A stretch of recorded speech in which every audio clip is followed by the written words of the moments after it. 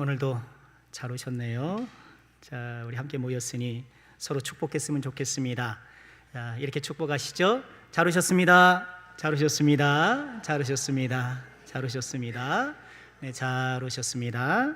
오늘도 거룩한 주일 예배 자리를 지키신 모든 죄종들에게 우리 예수님의 넘치는 은혜와 평강이 함께 하시기를 주의 이름으로 축원합니다. 19세기 영국의 사회개혁가이자 저널리스트이자 철학자인 조지 제이콥 홀리오크라는 분이 계십니다. 영국의 협동조합의 아버지라 불릴 만큼 협동조합 운동에 큰 기여를 한 분으로 알려져 있고요. 산업혁명 이후에 대량 생산으로 대기업들이 큰 부를 이뤘잖아요. 거기에 맞서 소상공인과 소비자를 중심으로 협동조합 운동이 일어났는데 그 협동조합의 이론적 기틀을 마련한 분이 이분이라고 해요. 그런데 오늘 우리가 이분을 주목하는 이유는요, 다른 데 있습니다. 바로 이분이 세속주의라는 말을 처음으로 사용한 분이기 때문에 그래요. 세속주의란 인간의 모든 조직, 기구, 관습, 가치관, 여러 사상들이 종교나 종교적 믿음으로부터 분리되어야 한다는 주장이에요. 종교의 개입을 철저히 배제하고 인간의 이성과 과학을 중심으로 사고를 해야 한다, 그런 주장이에요. 세속주의가 종교 자체를 부정하지는 않습니다. 인간의 자유라는 관점에서 종교를 용인하긴 하는데 그 종교가 인간의 판단과 결정, 특별히 사회 공동체의 정책 결정에 영향을 끼치면 안 된다라고 생각하는 거예요. 세속주의는 지금 21세기 전 세계의 주류 사조가 되어 있습니다. 우리 대한민국도 예외가 아니죠. 정치, 경제, 사회, 문화 모든 곳에 있어서 철저하게 종교성을 차단하고 있습니다. 크리스천 교사라고 해서 직간접적으로 학생들에게 전도를 하면 문제가 생길 수 있어요. 어떤 어린이집에서 크리스천 선생님이 아이들을 위해서 기도를 해줬더니 부모로부터 항의 전화가 오더라는 거예요. 아니, 우리 애는 교회 안 다니는데 기독교 아니고 다른 종교를 믿는데 왜 기도해 주냐는 거예요. 아담과 하와가 선악과에 손을 댄 이유는 하나님처럼 되고 싶었던 거잖아요. 하나님처럼 된다는 것은 선과 악을 판단하는 주체가 된다는 얘기예요. 그게 선악과라고 우리는 부르잖아요. 세속주의는 이런 인간의 오랜 욕망의 현대판 버전이다, 그렇게 말할 수도 있을 것입니다.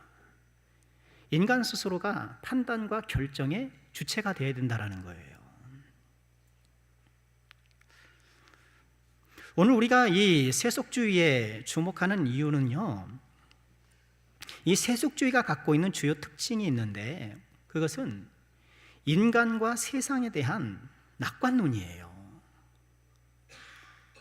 세속주의는 그 성격상 다양성을 존중합니다.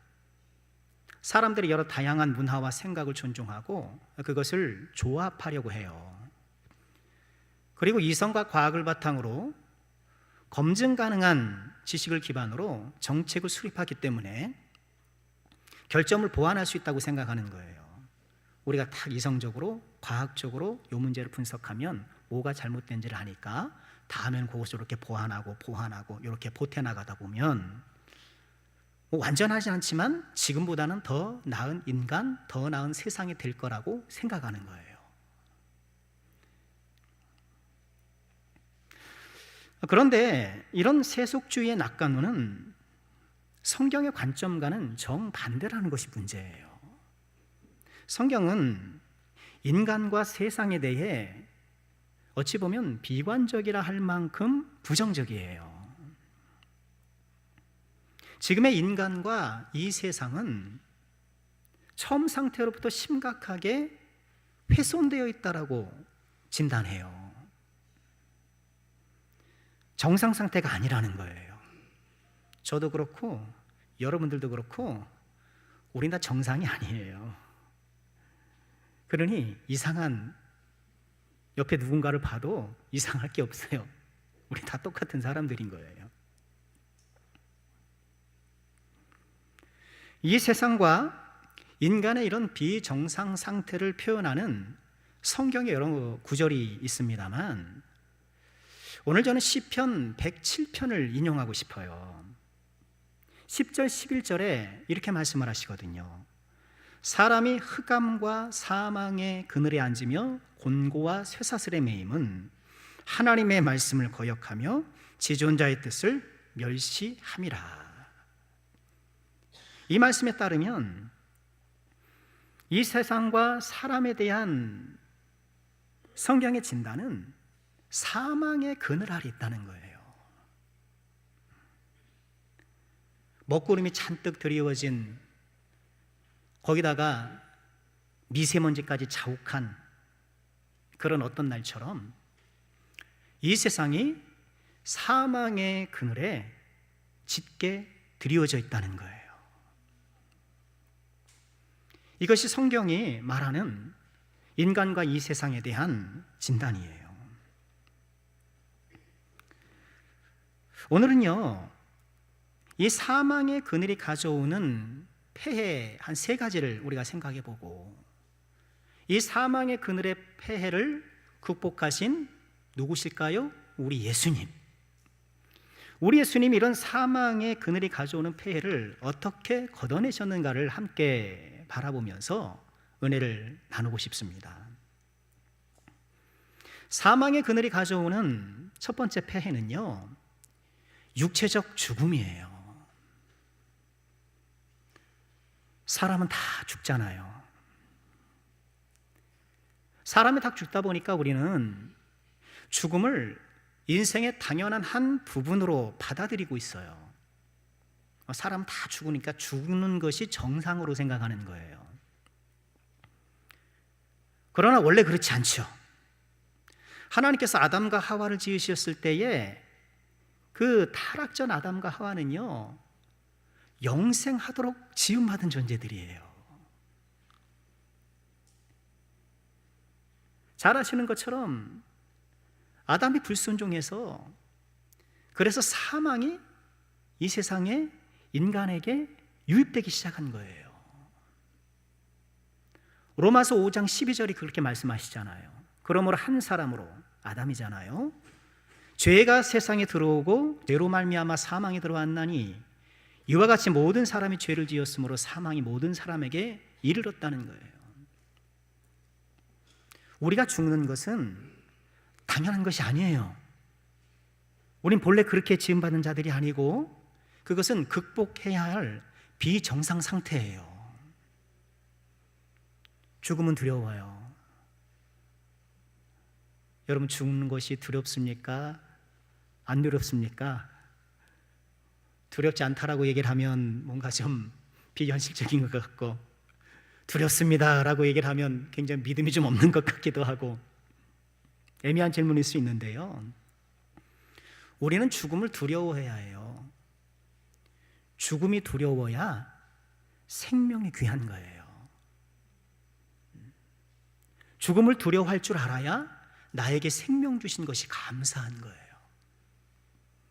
물론 우리 그 두려움을 극복하죠. 죽음이 두려운 이유는 아무도 그 경험을 얘기해 줄 수 없어요. 인생의 모든 고통은 경험자들이 조언해 줄 수 있습니다. 아, 내가 아파봤더니, 아, 내가 돈을 잃어봤더니,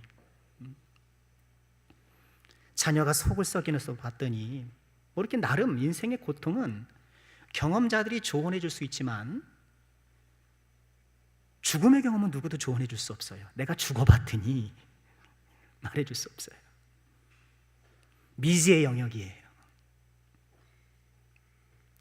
죽음 이후에 대한 확답을 누구도 못 해줘요. 죽은 자는 말이 없어요. 사망의 그늘은 이처럼 육체적 죽음을 초래했는데, 문제는 죽는다는 것, 그 죽음의 현상만이 문제는 아니잖아요. 죽음이 인간과 세상에게 유입될 때에 죽는 경험만 유입된 것이 아니라 죽음을 유발시키는 수많은 요인들이 함께 유입된 거예요. 왜 죽나요? 살인하고, 전쟁, 폭력, 질병, 마음의 욕심, 미움, 이기심, 이런 소위 말하는 죽음의 자식들이 죽음과 함께 더불어서 이 세상에 쭉 들어온 거예요. 그래서 우리가 고통하는 거예요. 그래서 우리가 질병 때문에 힘든 거예요.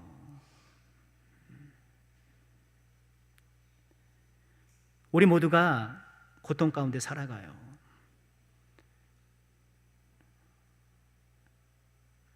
전 세계적으로 하루에 1,300건 정도의 살인사건이 벌어진대요. 오늘도 이 지구라는 이 행성 안에 1,300건의 살인이 벌어지고 있는 거예요. 전쟁 끝이 없지 않습니까? 우크라이나, 러시아 지금 몇 년째고, 이스라엘과 하마스가 지금 몇 년째입니까? 그 외에 보도되지 않는 내전들, 다툼이 얼마나 많습니까? 여러분, 그런 뭐 세계적인 그런 것 말고도 나를 돌아보면 늘 항상 갈등이 있고, 걱정 근심거리가 없는 사람도 없고, 사망의 그늘에 앉아있는 터에 우리는 온갖 심리적, 육체적 고통을 당하게 되어 있는 거예요. 그리고 결국 그런 고통에 시달리다 죽음을 경험하게 되는 거예요. 이게 사망의 그늘이 가져오는 첫 번째 폐해예요. 사망의 그늘이 가져오는 두 번째 폐해는요, 영적 죽음이에요. 영적 죽음이란 우리의 창조주 되신 하나님과의 단절이에요. 하나님께 나아갈 수가 없어요. 로마서 3장 23절에 말씀하시기를 모든 사람이 죄를 범하였음에 하나님의 영광에 이르지 못했다. 세속주의를 말씀드렸습니다만, 세속주의가 주창하는 인간의 이성과 과학이 어쩌면 우리 인간사의 여러 고통을 조금은 감소시켜 줄 수도 있을는지 몰라요. 과거에는 돌림병이 한 번 돌면 속주무책으로 사람들이 막 죽었잖아요. 14세기 흑사병이 일어났을 때에 유럽 인구의 3분의 1이 죽었다는 얘기도 있어요. 어떤 조사에 따르면 절반이 죽었다는 거예요. 생각 보세요. 군산 인구의 절반이 사망했다고 생각하면 이건 뭐 엄청난 일이 아닙니까? 1918년부터 20년 사이에 있었던 일명 스페인 독감, 이 스페인 독감으로 인해서요 2천만 명에서 최대 5천만 명까지 목숨을 잃었다고 해요. 근데 스페인 독감은 스페인에서 시작된 독감은 아니라고 해요. 저도 이번에 공부하면서 알았는데요, 스페인 독감이 시작될 때가 1차 대전이었잖아요. 그래서 독감이 많이 번졌는데 전쟁에 참여하는 나라들이 우리 독감에 걸렸어 이런 보도를 안 하잖아요. 불리하니까. 근데 스페인은 그런 1차 대전에 참전한 나라가 아니었거든요. 그러니까 이 독감에 대한 보도를 상대적으로 많이 했대요. 그래서 스페인 독감이라는 이름이 붙었다고 하는데요, 코로나19로 사망한 사람들이 얼마나 되는가 제가 보았더니요 2023년 9월 3일이 마지막 통계로 잡혔더라고요. 690만 6,402명, 전 세계적으로 600만 명이 죽은 거예요. 이전의 흑사병이나 스페인 독감에 비하면 현저히 줄어들긴 했는데 줄어든 까닭이 뭘까요? 백신을 만들고 또 이 바이러스에 대해 더 많이 이해하게 되었으니까 사회적 거리를 두고 이런 조치들을 취하니까 피해가 최소화된 거잖아요. 그럼에도 불구하고 700만 명까지 죽은 걸 보면 무서운 질병이었던 것 같아요. 마치 이것이 좀 한 100년 전에 기술이 떨어졌을 때 발병했다고 한다면 엄청났을 것 같아요. 이 정도의 어떤 기술력을 갖고도 700만 명이 죽었는데요. 인간의 기술이 어떤 고통을 좀 감소시키는 기능이 있다 하더라도 물론 그것도 인간 자체의 기술이 아니에요, 여러분. 하나님께서 일반 은총으로 우리 사람들에게 베풀어 주신 은혜 때문에 그러는 거예요. 우리 예수 믿는 사람뿐만 아니라 예수를 믿지 않는 사람들에게도 하나님이 햇빛을 주시고 달빛을 주시는 것처럼 그들에게 지혜를 주시고 총명을 주셔서 기술을 발전시키고 의학을 발전시키고 그래서 인간사에 편리를 도모하게 하시고 발전하도록 그렇게 기여하시는 거예요. 그게 하나님의 은혜인 거예요. 여러분, 재벌이 자기가 잘나서 많이 버는 게 아니에요. 하나님께서 하나님의 선한 뜻 가운데 누군가를 그렇게 큰 재물을 주시고 많은 사람을 고용하게 하시고 그렇게 하시는 거거든요. 몰라서 그런 것이죠. 인간의 기술이 육체적 고통을 감소시킬 수 있다 하더라도요, 하나님과의 단절 상태를 회복시킬 수 없는 거예요. 그걸로 하나님께 나아갈 수는 없는 거예요.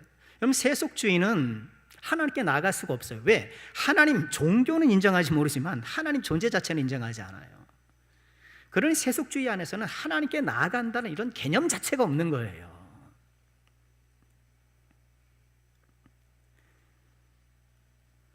사망의 그늘이 가져오는 세 번째 폐해는요, 지옥이라는 실존이에요. 이런 반문을 할 수 있겠죠. 뭐 하나님과의 단절이 어떻다는 것이냐, 뭐 내 형제도 안 보고 사는데 뭐 안 보고 살면 되지, 뭐 그럴 수 있을 것 아닙니까? 그러나 문제는 이처럼 육체적 죽음과 또 영적 단절을 통해 결국 우리가 겪게 되는 실존적 폐해가 있다는 거예요. 그것은 지옥이에요. 지옥을 말하면서 제가 실존이라는 말을 덧붙였어요. 지옥이라는 것은 판타지가 아니잖아요. 사람들이 가공해서 만든 가상 공간도 아니잖아요. 어떤 인간의 고통을 비유적으로 표현하는 것도 아니잖아요. 아이고 뭐 지옥 같아, 우리 지옥 같은 경우는 그런 게 하잖아요. 지옥은 그런 비유도 아니고 가상 공간도 아니고 사람들이 만들어낸 어떤 개념이 아니에요. 지옥은 실존하는 실제예요. 우리 예수님이 그러셨죠. 몸은 죽여도 영혼은 능히 죽이지 못하는 자를 두려워하지 말고 오직 몸과 영혼을 능히 지옥에 멸하실 수 있는 이를 두려워하라. 저는 예수님이 진실만을 말씀하신다고 믿습니다. 예수님 허튼 소리 하는 분이 아니시잖아요. 뭐 저처럼 아이고 듣기 좋게 이렇게 막 하냐고 애쓰는 분이 아니시잖아요. 예수님이 있다고 하면 있는 거예요. 우리가 이 세상 생을 마감하면 천국이나 지옥에 가게 되어 있습니다. 둘 중에 하나예요. 요한계시록 20장 15절에 말씀하시죠. 누구든지 생명책에 기록되지 못한 자는 불못에 던져지리라. 우린 이 지옥의 실존을 믿어야 돼요. 천국을 믿는 것만큼 지옥도 믿어야 돼요. 우리가 예수를 믿는 또는 예수를 믿어야 될 가장 실존적인 이유 가운데 하나가 이것이에요. 우린 지옥을 두려워할 줄 알아야 돼요. 말씀드린 것처럼 죽음을 두려워해야 생명이 귀한 줄 아는 것처럼 지옥을 두려워할 줄 알아야 천국이 다행스럽고, 야, 내가 천국 간 게 얼마나 다행스러운가 가슴을 쓸어내릴 수 있는 거예요.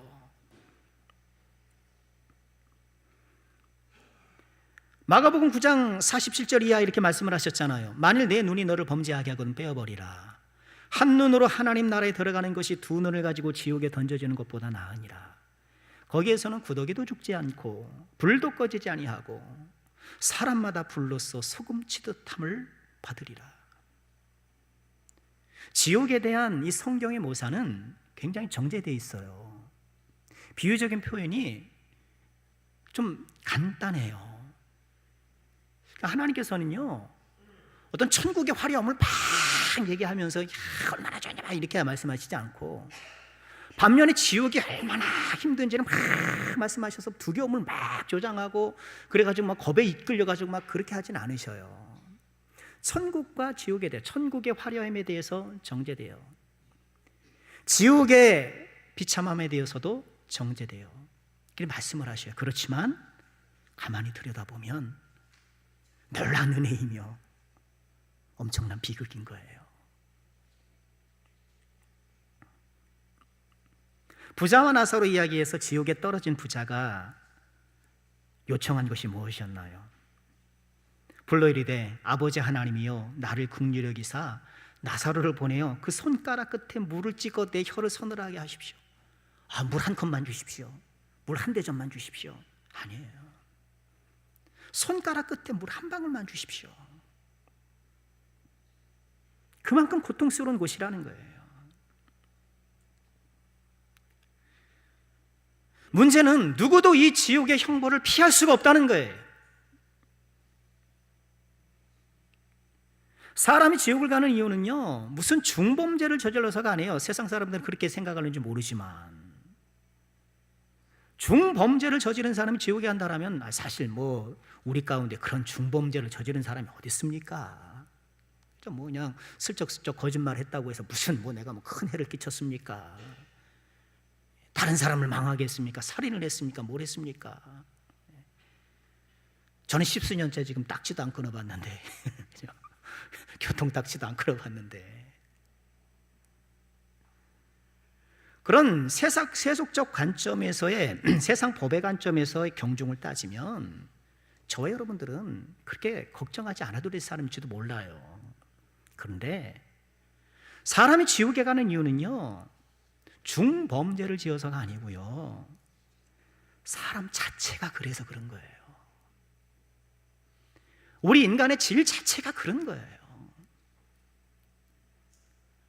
가시덤불이 건축자재로 사용되지 못하고 땔감으로만 사용되는 이유가 뭘까요? 뭐 꼭 사람을 찌르고 뭐 그냥 사납게 생겨서만 그런가요? 아니요. 가시덤불은 가시덤불이기 때문에 건축자재로는 사용할 수가 없는 거예요. 우리 인간은요, 주님을 만나지 못한 우리 인간은요, 그 자체로서 가시덤불 같은 존재인 거예요. 하나님 나라에 들어갈 수 없고, 하나님 나라의 한 재료로 사용될 수 없고, 아궁에 들어가는 불쏘시개로 사용되는 그것처럼 지옥으로 갈 수밖에 없는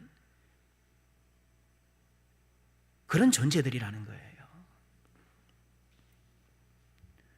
사망의 그늘이 이처럼 우리 인간들에 끼치는 폐해, 육체적 죽음, 육체적 죽음을 초래하는 수많은 고통의 요인들, 하나님께 나아가는 길을 몰라 마치 집으로 돌아가는 길을 잃어버린 아이처럼 방황하다가 결국은 지옥불에서 영원한 형벌을 받게 되는 것이 인간의 숙명이라는 거예요. 이렇게 짙게 드리워진 이 사망의 그늘을 걷어내신 분이 누구신 거예요? 우리 예수님인 거예요. 할렐루야. 이게 예수님의 은혜인 거예요. 이사야 선지자가 예수님에 대하여 뭐라고 말했나요?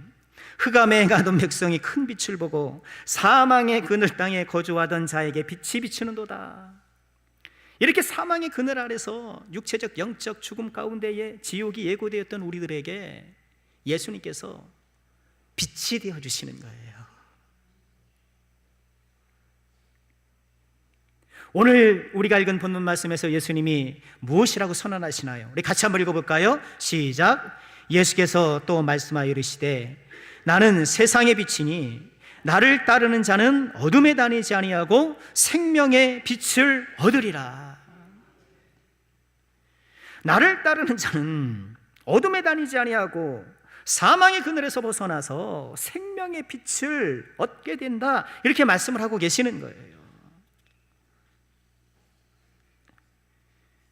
생명의 빛 예수님 안에서 우리는 어떤 은혜를 누리나요? 예수님께서 죽음을 이기셨어요.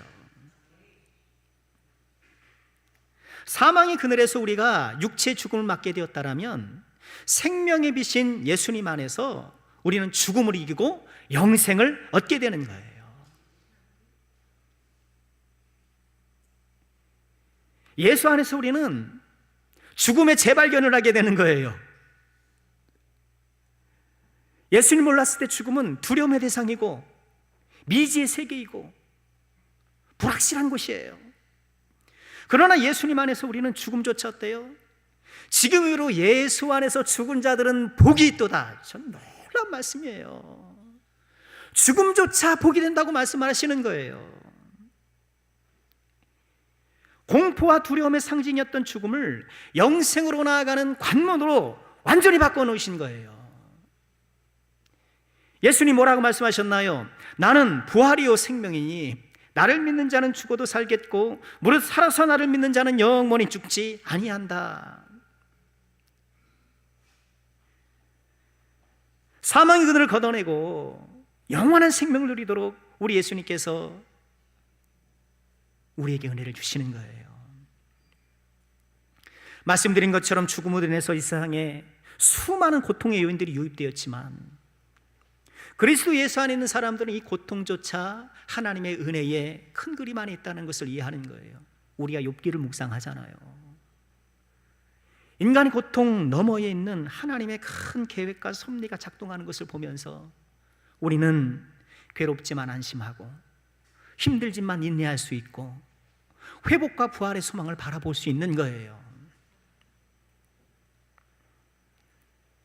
두 번째로 이 생명의 빛 예수 안에서 우리는요 하나님께 나아가는 유일한 길을 얻게 되는 거예요. 사망의 그늘이 드리웠던 하나님께 나아가는 길이 유실되었던 그 길이 이제 예수님으로 말미암아 다시 복원되는 거예요. 요한복음 14장 6절 우리가 다시 한번 읽어볼까요? 시작. 예수께서 이르시되 내가 곧 길이요 진리요 생명이니 나로 말미암지 않고는 아버지께로 올 자가 없느니라. 하나님께 나아갈 수 있는 유일한 길을 만들어 주신 거예요. 예수님 외에는 다른 구원의 길이 없잖아요. 우린 그걸 믿고 있지 않습니까?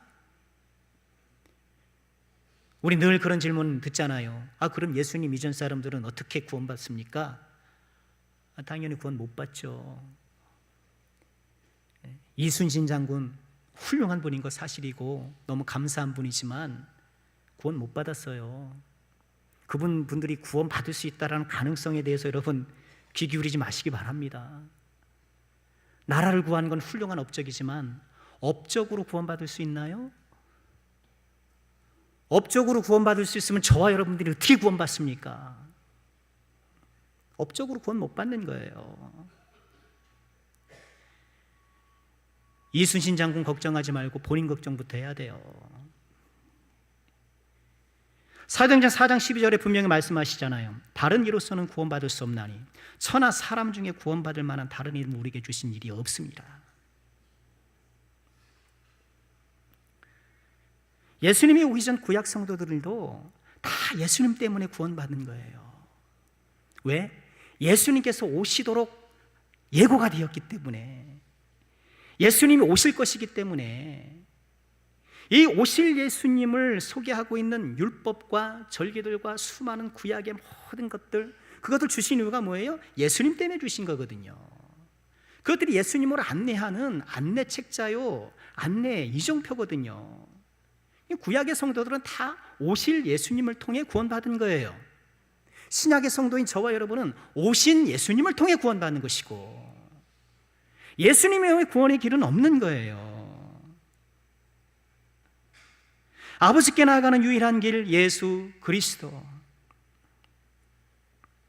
그리고 이 예수님께서는, 생명의 빛인 예수님께서는요, 사망의 그늘 아래 지옥으로 향해 달려가던 우리들을 천국으로 인도하시는 분이시잖아요. 강도를 일삼다가 십자가 달렸던 한평강도를 생각해 보세요. 예수님께 낙원을 보장받잖아요. 내가 오늘 나와 함께 낙원에 있으리라. 예수님이 이 땅에 오셔서 하나님 나라에 가르치셨잖아요. 예수를 믿는 사람들은 이미 하나님 나라의 시민이 되었기 때문에 하나님 나라의 시민으로서 이 땅을 어떻게 살아나가야 하는가 예수님께서 가르치셨고, 그 예수님의 천국론의 핵심이잖아요. 그러나 천국은 다만 그런 것이 아니라 장차 우리가 갈 곳. 마태복음 13장 41절 이런 말씀을 하셨어요. 인자가 그 천사들을 보내리니 그들이 그 나라에서 모든 넘어지게 하는 것과 또 불법을 행하는 자들을 거두어 풀무불에 던져 넣으니 거기서 울며 이를 갈게 되리라. 그러나 그때에 의인들은 자기 아버지 나라에서 해와 같이 빛나리라. 들을 끼는 자는 들어라. 우리를 천국으로 인도해 주시는 우리 예수님의 놀라운 은혜인 거예요. 우리의 믿음이 바로 이런 것 아닙니까? 사망의 그늘을 걷어내시고 우리에게 생명의 빛을 비춰주신 이 예수님, 그 예수님 때문에 우리가 영생을 얻게 되었고 하나님께 나아가는 길을 얻게 되었고 천국으로 갈 수 있게 되었는가. 우리에게 이 믿음 주신 것이 얼마나 감사합니까? 나에게 이 믿음 주신 것이 하나님의 큰 은혜가 아닐 수 없는 것이죠. 이 믿음을 아무나 갖는 것이 아니더라고요. 우리 대한민국 사람들은 다 비슷비슷하지 않습니까? 다 같은 언어를 쓰고 같은 역사를 공유하고 문화도 다 비슷하잖아요. 김치찌개 좋아하고 된장찌개 좋아하고 비슷비슷하잖아요. 생김새도 비슷비슷하잖아요. 외국 사람들이 한국 사람 보면 그 사람은 그 사람 같지 않습니까? 그런데 모든 것을 공유하고 비슷비슷한 사람들 가운데 누구는 예수님을 믿고 누구는 예수님을 믿지 않더라는 거예요. 아니, 한 어머니 뱃속에서 나왔는데 누구는 예수를 믿고 누구는 예수를 믿지 않아요. 놀라운 은혜인 거예요. 매주일 오전 11시가 되면 보는 시간에 조금 차이가 있을 수 있겠습니다만 이 세상은 하나님의 백성과 하나님의 백성이 아닌 사람들로 다 구분이 되는 거예요. 여러분, 우리 지금 교회 안에 들어와 있지만 생각해 보세요. 우리가 하늘나라에서 이렇게 이 세상을 바라본다고 생각해 보십시오. 주일 오전 11시가 딱 되면 이 개미 같은 사람들이 꾸물꾸물 움직일 것 아닙니까? 근데 어떤 사람들은 우리 꾸물꾸물 몰려가지고 어디로 가요? 십자가 종탑 아래 다 모이는 거예요. 어떤 사람들은 꾸물꾸물해서 뭐 놀러 가고, 그죠? 자기 집에서 잠자고 막 가는 거예요. 하나님의 시선에서 내려다보면 참 주일오전은 양과 염소가 나눠주는 시간이 아닐까. 여러분, 나에게 이 믿음의 은혜를 주신 것이 얼마나 감사한 일입니까? 나에게 이 은혜를 주신 것이 얼마나 감사한 일입니까? 우리가 주일에 모여 예배하기 전에 늘 우리가 찬양하는 것은 아닙니까? 나의 인생에 가장 복된 일은 예수님을 만난 것이라. 예수님을 만난 것이다. 남편 만난 것도 감사하고 아내 만난 것도 감사하고 눈에 넣어도 아프질 않을 이 자식 만난 것도 참 감사하고 얼마간의 기술과 능력을 주셔서 내 생활 영위하게 하실 것도 감사하고 또 몸된 교회 섬기게 하는 것도 참 감사하지만 감사할 것이 참 많이 있지만 무엇보다 예수님 믿는 믿음 주신 것이 얼마나 감사한 일인가. 여러분이 놀라운 기적, 이 은혜의 선물, 이 믿음의 선물을 꼭 기억하시고 하나님께 감사한 우리가 될 수 있기를 주의 이름으로 축원합니다. 중요한 것은 무엇일까요? 이 하나님의 놀라운 은혜의 선물은 모든 사람을 향해서 열려 있다는 거예요. 누구든지 마음을 열고 예수님을 받아들이는 사람은 우리와 같은 이 은혜와 복을 누구라도 누릴 수 있다는 것. 여러분, 이것이 복음 아닙니까? 우리에게 주신 이 은혜를 마음에 되새기면서 생명의 빛이신 예수님을 몰라보고 여전히 사망의 그늘에서 살면서도 아무 문제가 없는 것처럼, 아무 걱정 없는 것처럼, 오히려 이렇게 사는 것이 옳은 것처럼 생각하고 살아가는 수많은 사람들을 향하여서 우리가 긍휼의 마음을 가져야 되지 않겠습니까?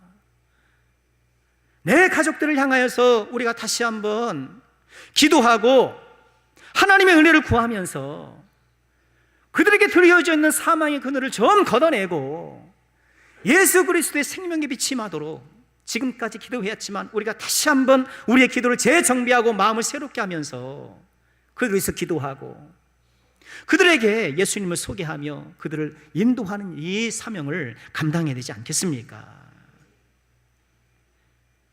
오늘도 우리가 새생명 축제를 시작하는데 우리를 만나주신 예수님이 우리 가족과 내 이웃들도 만나주시기를 우리가 간절히 소망합시다. 간절히 기도합시다. 여전히 사망의 그늘 가운데에 지옥행 열차에 탑승한 줄도 모르고 하하호호 하면서 인생을 즐기며 살아가고 있는 그들을 안타까이 여기고 주님의 심령으로 아버지 하나님의 마음으로 그들에게 다가가는 우리 모두가 될 수 있기를 주님의 이름으로 축원합니다. 기도하겠습니다. 은혜로우신 아버지 하나님, 저희들에게 예수 믿는 큰 구원의 은혜를 허락하시니 참으로 감사합니다. 사망의 그늘을 걷어내시고 생명의 빛 예수님을 따라갈 수 있는 은총을 주시니 감사합니다. 이 은총을, 이 놀라운 은혜의 선물을 우리 가족들과 이웃들에게 나누기를 소원하오니 주여 저희들에게 은혜 주시고 능력 주시고 성령으로 충만케 하여 주시옵소서. 하나님, 남성교회 새생명 축제를 허락하시니 참으로 감사합니다. 하나님, 우리 가족과 이웃을 향하여서 예수님의 마음으로 다가갈 수 있는 용기를 주시고 능력을 주셔서 하나님, 이 기회에 한 영혼 구원하는 큰 역사가 일어나게 도와주옵소서. 새생명의 축제가 될 수 있도록 주님 역사하시고 돌보아 주시옵소서. 하나님, 우리는 힘이 없습니다. 능력이 없습니다. 성령으로 우리를 붙들어 주시고 인도해 주셔서 하나님의 생명의 빛으로 사용하여 주옵소서. 주님께 함께 주시를 믿사옵고 예수님의 이름으로 기도하옵나이다. 아멘.